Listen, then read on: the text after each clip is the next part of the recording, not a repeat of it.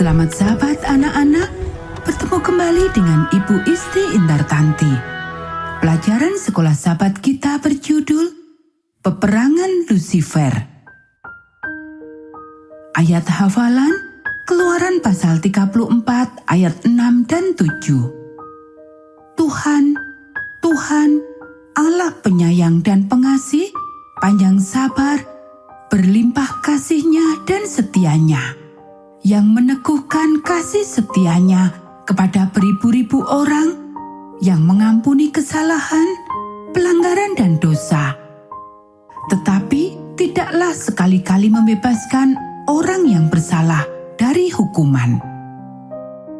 Poin penting pelajaran kita, kasih karunia Allah menunjukkan kebohongan setan. Pernahkah engkau melakukan sesuatu yang salah tetapi takut mengakuinya? Bagaimanakah perasaanmu ketika harus mengakui bahwa engkau bersalah? Apakah mudah untuk memaafkan orang lain ketika mereka berbuat kesalahan atau berbohong mengenai engkau? Bayangkan kejadian ini di surga. Pertemuan itu mengenai apa? Tanya Markus sambil bergabung dengan para malaikat menuju ruangan yang luas. Aku rasa Lucifer sudah keterlaluan kali ini, jawab Sani. Ia menyatakan dirinya harus sama dengan Allah. Bagaimanakah mungkin ia berpikiran seperti itu? Timan menimpali. Aku rasa itulah sebabnya Allah membuat pertemuan ini, jawab Sani. Shh, Markus memotong. Allah telah bersiap untuk berbicara. Allah berbicara pada pertemuan itu. Saudara-saudara, seseorang di surga telah memilih untuk menentang aku. Aku menganggap pernyataannya telah salah. Tetapi kalian harus memutuskan sendiri.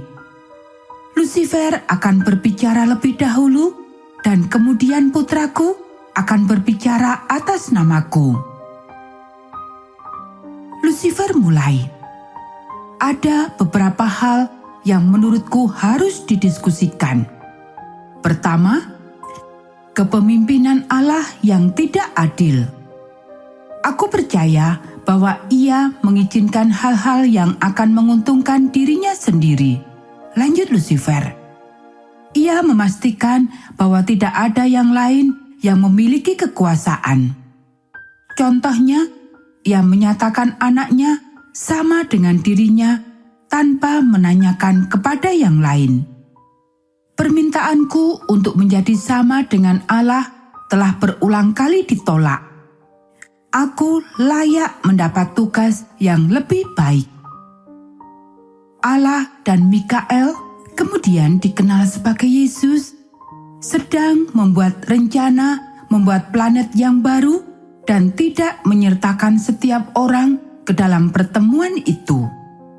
Sebagai malaikat tertinggi, aku percaya bahwa aku berhak menghadiri pertemuan itu, tetapi Allah menolak permintaanku.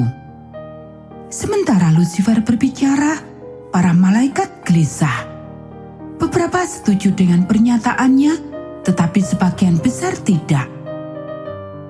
Allah memaksa kita untuk mematuhi peraturannya, tetapi kita tidak ikut serta membuatnya. Itu membuat kita menjadi budaknya. Kita seharusnya bebas melakukan apapun yang kita inginkan. Aku tahu aku bisa melakukan segala sesuatunya lebih baik dari Allah. Aku menuntut persamaan secepatnya. Lucifer berteriak. Ketika Lucifer mundur dan menyilangkan tangannya menantang, sorakan terdengar dari para malaikat pengikutnya. Semua terdiam, begitu Mikael mulai berbicara. Setiap orang mendengarkan dengan seksama. Para malaikat yang setia ingin mengetahui apakah Mikael dapat membujuk para pemberontak untuk bertobat. Apakah kalian merasa bersedih seperti yang aku rasakan? Pernyataan Lucifer itu salah. Allah telah menyediakan segala sesuatu yang kalian butuhkan. Ia menempatkan Lucifer di tempat tertinggi dari para malaikat. Ia menjadi malaikat yang paling dekat dengan Allah.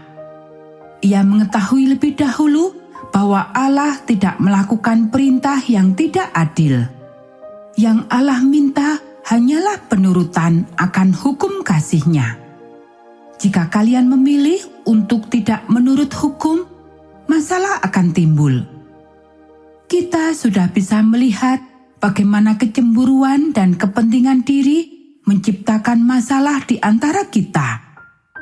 Ketidakbahagiaan, ketidakpuasan, dan ketidaksenangan adalah hasil dari pemberontakan terhadap Allah. Lucifer berkata bahwa kalian ingin bebas membuat keputusan sendiri. Kalian selama ini memang bebas memutuskan. Kalian bebas memutuskan untuk memilih Lucifer, tetapi ia tidak dapat memberi kehidupan. Bahkan kehidupannya berasal dari Allah. Tidak terlambat mengatakan bahwa kalian menyesal. Anak Allah memohon, Allah akan memaafkan kalian. Lucifer tersenyum menyeringai.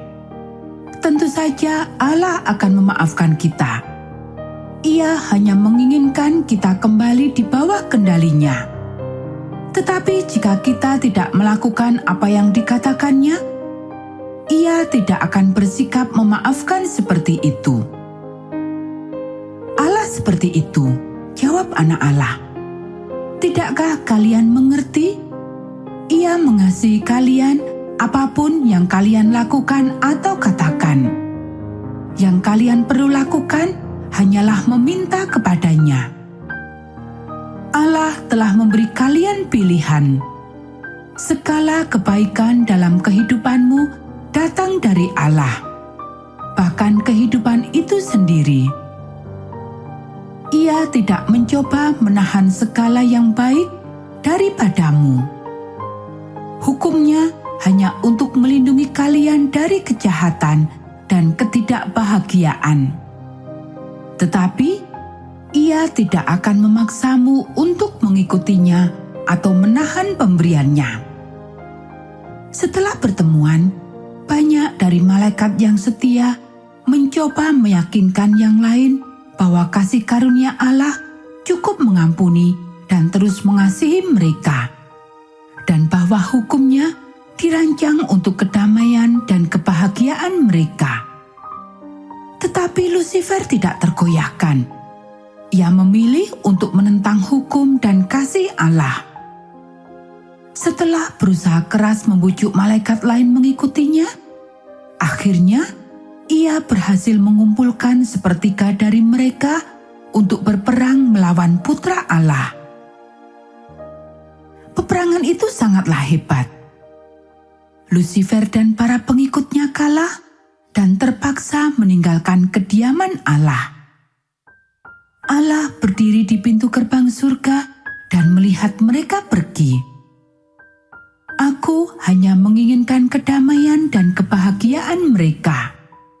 Dan aku masih akan memaafkan mereka dan menyambut mereka pulang jika mereka mau.